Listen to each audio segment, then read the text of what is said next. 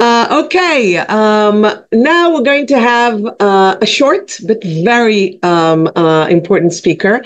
Again, a friend, Roy Goldenberg, who I wasn't aware of your last name, Roy. For me, you're MacGyver.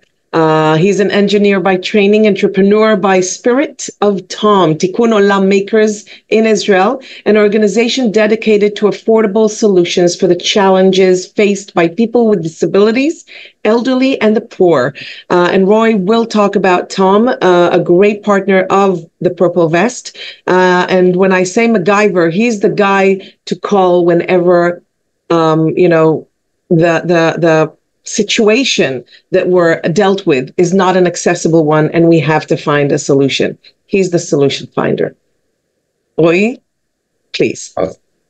First of all, thank you. What an intro. I think that's the most flattering introduction I ever got in my life. So thank you, Michal. I really appreciate it. And it's really an honor to be here and to speak in front of this amazing audience and other speakers. Thank you again. So I will start as my previous speakers by describing myself.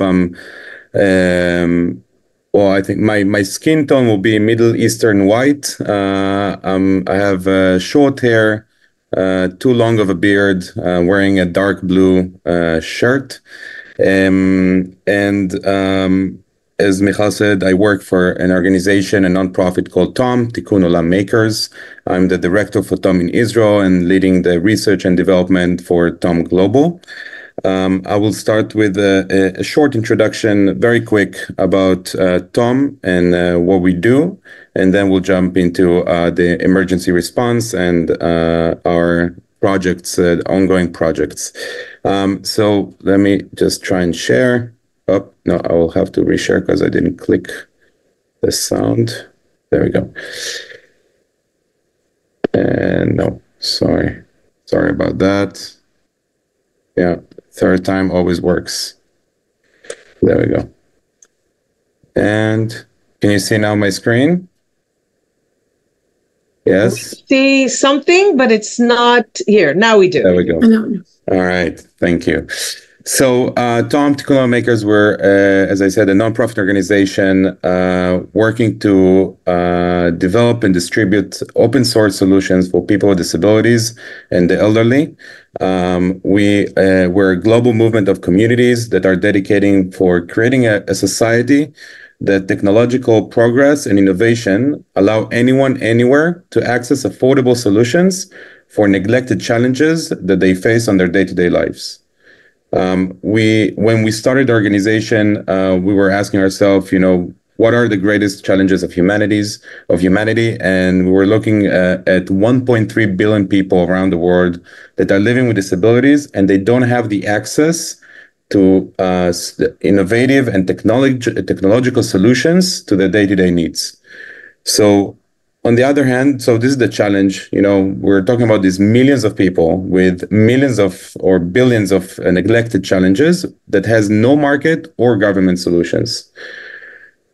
On the other hand, what we're seeing is the rise of the maker movement, and where technology and innovation doesn't just exist, they're also being shared by people all around the world. And the idea is how we're harnessing all this innovation that is happening around the world to solve all those challenges of people, in every country, every place. So the idea is really how we're taking those makers, people with a passion and the knowledge around technology, innovation, engineering, design, medical aspects of inventions, and connecting them with those people with disabilities to solve their challenges. So when we started the organization, we had really a moonshot kind of goal or objective to support the lives of 250 million people. It's really an astonishing, amazing, overwhelming number. But the way we're doing things is built to scale. And we have 4 main pillars. I'm not going to jump into every one of them, but they're crucially important both in routine and also during emergency.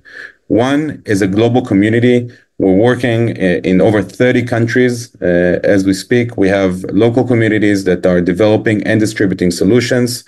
We have a process that we standardized and developed to how to develop those solutions and how to distribute them.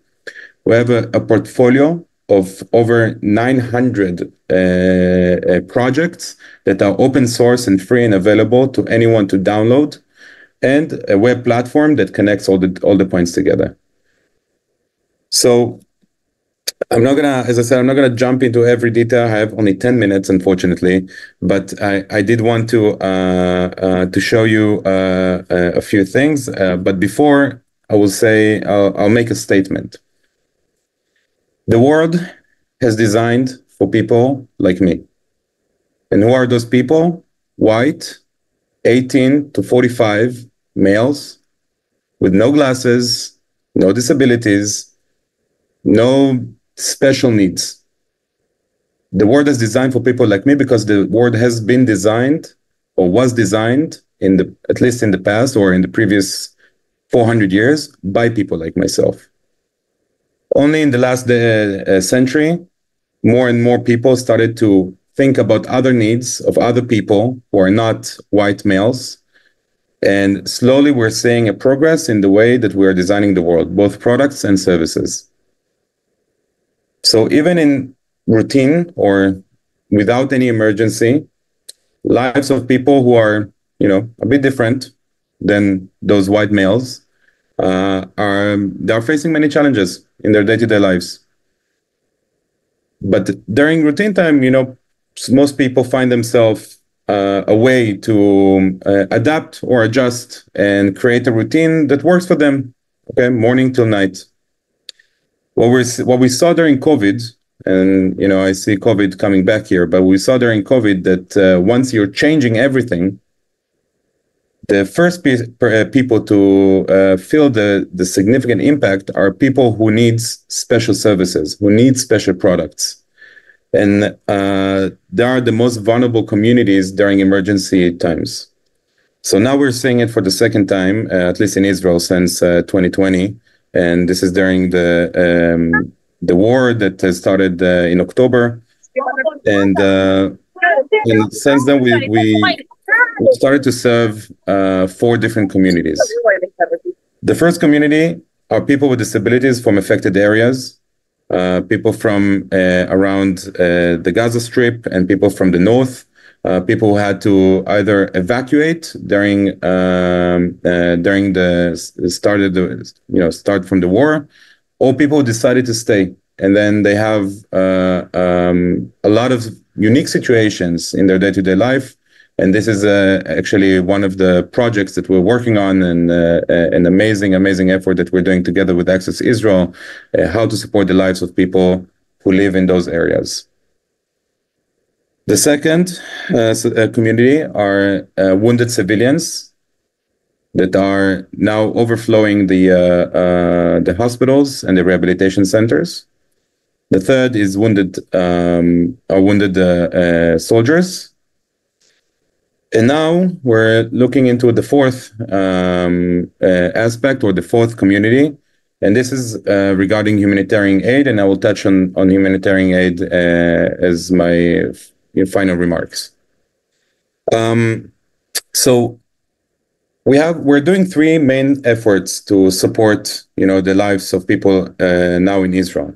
The first one is we're mobilizing society in order to support, develop, manufacture, and distribute solutions that are tailor-made to the needs of people living with disabilities and the wounded.